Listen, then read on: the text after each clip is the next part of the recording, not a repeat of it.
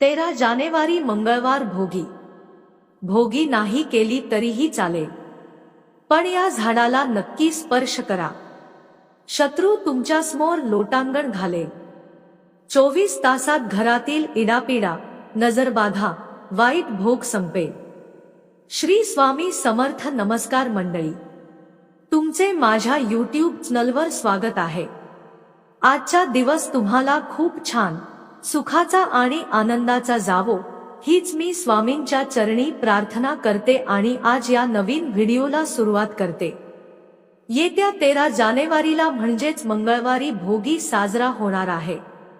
जेव्हा सूर्य एका राशीतून दुसऱ्या राशीत प्रवेश करतो तेव्हा त्याला संक्रांत असे म्हटले जाते. मकर संक्रांतीचा सण एकूण 3 दिवस साजरा केला जातो. संक्रांतीच्या एका दिवसाआधी भोगी हा सण साजरा केला जातो. असे मानले जाते की या संक्रांतीपासून चांगल्या दिवसांची सुरुवात होते आणि आपल्या जीवनातील सर्व वाईट भोग, अडचणी दूर होतात.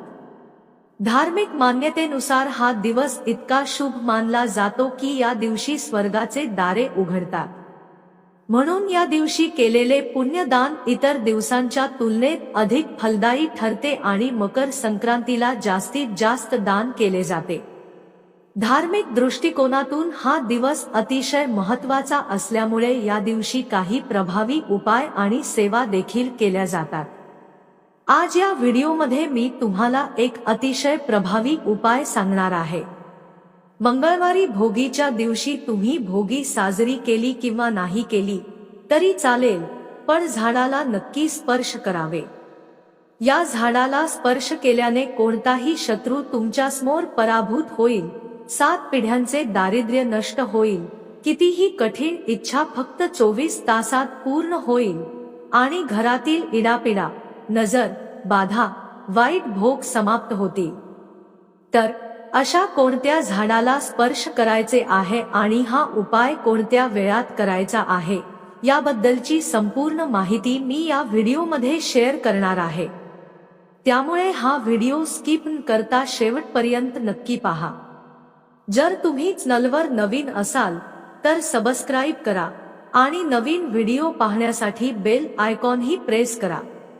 जेव्हा मी नवीन व्हिडिओ अपलोड करेल त्याचे नोटिफिकेशन तुम्हाला अगोदरच मिळेल आणि तुम्ही एकही व्हिडिओ मिस करणार नाही.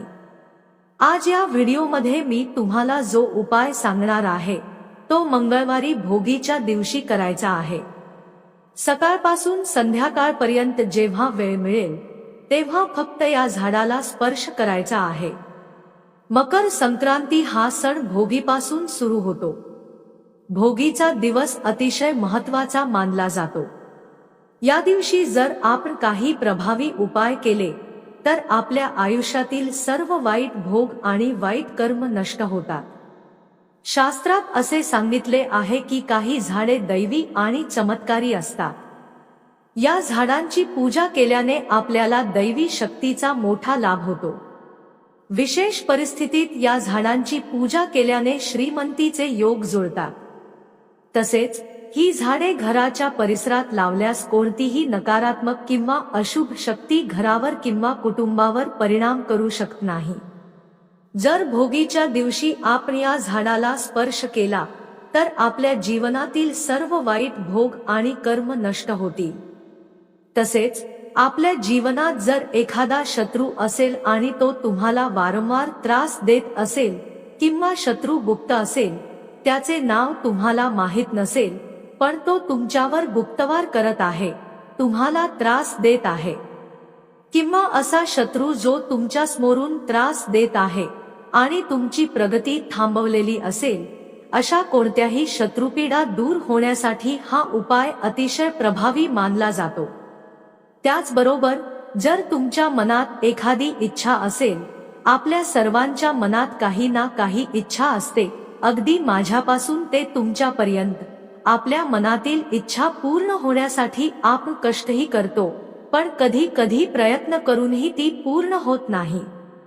म्हणून भोगीच्या दिवशी या झाडाला स्पर्श करून पूजा केल्यास आपल्या मनातील सर्व इच्छांची आणि मनोकामनांची पूर्तता होते. यासोबतच घरातील सर्व आर्थिक समस्या दूर होतात, घरात अखंड लक्ष्मी वास करते आणि या उपायामुळे घरातील इडापिडा, नजर, बाधा देखील दूर होतात। हा उपाय करण्यासाठी 13 जानेवारीला मंगळवारी भोगीच्या दिवशी सकाळी लवकर उठावे।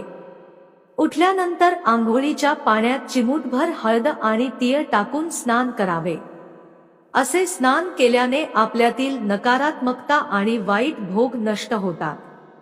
यानंतर देवघरातील देवांची पूजा करावी।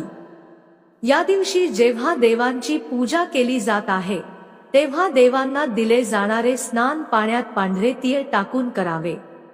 यानंतर एक तांब्याचा कलश भरावा, त्यात शुद्ध पिण्याचे पाणी, हळद, कुंकू आणि थोडेसे काळे तीळ टाकून सूर्याला अर्घ्य देणे आवश्यक आहे। सूर्यदेवाला जल अर्पण केल्याने जीवनात सकारात्मक बदल घडतात, सूर्यदेवाची कृपा नेहमी राहते आणि कुंडलीतील अनेक दोष दूर होतात। हा उपाय दिवसभरात सकाळपासून संध्याकाळपर्यंत जेव्हा वेळ मिळेल करता येतो। यासाठी एक तांब्याचा कलश भरावा, त्यात शुद्ध पाणी, थोडी हळद, कुंकू आणि थोडे गायचे कच्चे दूध टाकावे। यानंतर हे पाणी घेऊन लाजाळू झाडापाशी जावे। लाजाळू झाड सर्वांनाच परिचित आहे, बऱ्याच घरांमध्ये हे झाड लावलेले असते। या झाडाच्या पानांना हात लावल्यास ती पाने आपोआप मिटतात, एकमेकांना घट्ट पकडून ठेवतात, म्हणून त्याला लाजाळू असे म्हणतात। लाजाळू झाडाच्या पानांवरून वरून खाली आणि खालून वर मिटणाऱ्या पानांचा प्रकार दिसतो, ज्यामुळे लाजाळू झाडाचे महत्त्व अधिक वाढते। लाजाळू झाडामध्ये प्रचंड दैवी शक्ती असते। ज्या घरात लाजाळू झाड असते तिथे कधीच अशुभ शक्ती प्रवेश करत नाही। वास्तुशास्त्रानुसार लक्ष्मी प्राप्तीसाठी लाजाळू झाड अत्यंत शुभ मानले जाते आणि या झाडामध्ये साक्षात माता लक्ष्मीचा वास असतो। म्हणूनच भोगीच्या दिवशी या झाडाला जल अर्पण करणे अत्यंत महत्त्वाचे आहे। यानंतर एकदा झाडाला स्पर्श करायचा आहे आणि त्या झाडाचे एक पान तोडून आणायचे आहे। त्यानंतर हे पान देवघरात ठेवून त्याची पूजा करावी। पूजा केल्यावर ते पान पैशांच्या तिजोरीत ठेवावे। यामुळे घरात अखंड लक्ष्मी प्राप्त होईल, घरातील 7 पिढ्यांचे दारिद्र्य नष्ट होईल। जेव्हा तुम्ही या झाडाला स्पर्श कराल तेव्हा तुमच्या मनातील इच्छा व्यक्त कराव्यात। झाडाला स्पर्श करून इच्छा व्यक्त केल्यास ती 100% पूर्ण होतात असे मानले जाते। जर तुमच्या घरी लाजाळू झाड नसेल पण शेजारच्या घरी असेल तर तिथे जाऊन हा उपाय करता येतो। तुमच्या घरी झाड असेल तर तिथेच हा उपाय करता येतो। यानंतर पुढचे झाड आहे बेलाचे झाड। भोगीच्या दिवशी बेलाच्या झाडाची पूजा करणे अधिक धार्मिक महत्त्वाचे आहे, कारण भोगीच्या दिवशी तिळाला विशेष महत्त्व दिले जाते। तिळे दारिद्र्य नाशक मानले जातात आणि तिळे भगवान शिवशंकरांना अत्यंत प्रिय आहेत। यासाठी एका तांब्याच्या कलशात शुद्ध पिण्याचे पाणी भरावे, त्यात थोडे काळे तिळे आणि थोडे गायचे कच्चे दूध टाकावे। त्यानंतर शुद्ध गायच्या तुपाचा दिवा प्रज्वलित करावा। या 2 वस्तू घेऊन बेलाच्या झाडापाशी जावे। तिथे जाऊन सर्वप्रथम दिवा प्रज्वलित करावा, दिव्यात थोडे पांढरे किंवा काळे तिळे टाकावे आणि झाडाला जल अर्पण करावे। यानंतर बेलाच्या झाडाखाली बसून 108 वेळा नमः शिवाय या मंत्राचा जप करावा। जपानंतर उजव्या हाताने झाडाला स्पर्श करून मनातील इच्छा व्यक्त करावी। अशा पद्धतीने भोगीच्या दिवशी दोन्ही झाडांची पूजा करून हा उपाय करणे अत्यंत फलदायी ठरते। जर घराजवळ एक झाड असे, लाजाळूच किंवा बेलाचे, तर त्या झाडाची पूजा करावी। दोन्ही झाडे असल्यास दोन्ही झाडांची पूजा करणे आवश्यक आहे। यामुळे सर्व वाईट भोग, शत्रू त्रास नष्ट होईल, 7 पिढ्यांचे दारिद्र्य संपेल आणि मनातील कठीण इच्छा पूर्ण होतील। ही माहिती अत्यंत महत्त्वाची आहे। व्हिडिओ तुम्हाला आवडला असेल तर लाईक करा, चॅनलवर नवीन असाल तर सबस्क्राईब करा आणि हा व्हिडिओ मित्र आणि कुटुंबासोबत शेअर करा. चला तर मग भेटू पुढल्या नवीन व्हिडिओमध्ये. तोपर्यंत सर्वांना श्री स्वामी समर्थ.